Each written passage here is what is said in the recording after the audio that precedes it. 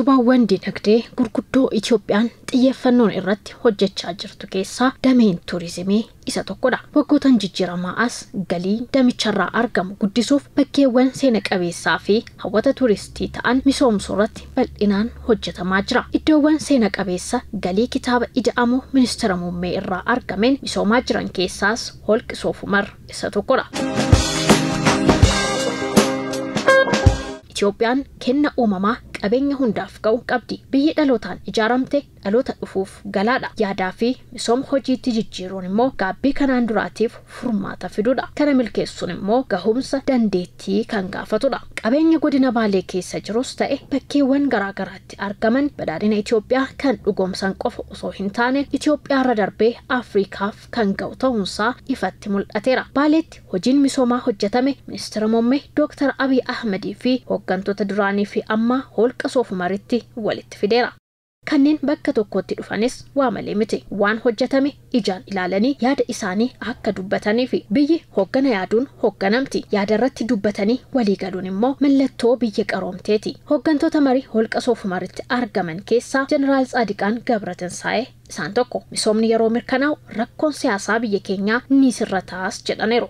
እንደዚህ አይነት ሁኔታ አያለሁ ብዬ አልገመትኩም ነበር ዋን አካሲ ነናርጋ ጀዴ ያዴ ሂምቤኩ በካ ከናቲ ወልቲ ቀባሙን ኬኛዩ ጨራ ጉዳዳ ሴና ባሌ ዳገየነን ቤካ ቱሬራ ማሌ ዱፌስነን ቤካ ገሩ ቀቤኛ አማ ካና ቀምነ ጀዴ ያዴ ሂምቤኩ ኦልቃ Soof Umaris ቤካ ገሩ በልዲና ኢሳ ኪሎሜትራ 15 ኦልቀባ ጀዴ ሂያዱ ቱሬ አስዱፉን ኮ ዋን ባዬ አከኑ ወዱነታ ሴራ Misoomni akka biyyaatti hojjetamaa jiru miidhagina qofaaf osoo hin taane qabeenya biyyee bosonaa fi bishaanii biyyattiin qabdu irratti xiyyeeffachuunsaa qabeenya baay'ee al tokkotti hambifachuu akka dandeenyu nu taasisaa kan jedhan immoo pirezidaantii mootummaa naannoo Oromiyaa duraanii obbo Jinaddiin Saadooti. የእርሶ እይታ በጣም የተለየ ነው።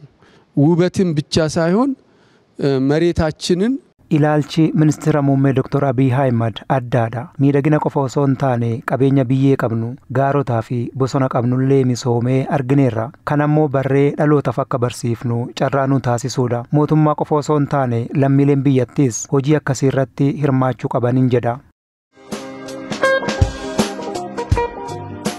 Misoomni Baaleetti hojjetame hamma qabeenya biyya keenya qabdu addunyaaf mul'iseera kan jedhan immoo አምባሳደር ኩማ ደመቅሳቲ ባሌ የመጣሁት ለመጀመሪያ ጊዜ አይደለም በተለያዩ ጊዜያቶች መጥቻለሁ ባሌ የሮን ኡፉ ኩን ከንጀልቀባ ሚቲ የሮ ባየ ደደቤራ ገሩ ሆጂን አም ሆጀተሜ ባሌ ከምብራ ኡሜራ ጀዴ ያዳ qabeenya baay'inaa laakkaa'amu akkasii qabdi jedhee tilmaameen beeku. Hojiin kun seenaa keessattis hojii irraanfatamu miti. Misoomni Baaleetti hojjetame bifa baay'een hiikamuu kan danda'udha kan jedhani ministeera hojii fi ogummaa aadde Mufarriyaat Kaamil gaaffii hiyyummaa filannee moo murteessinee keessa jirraa jedhna keessatti uumeeraa dubbatan.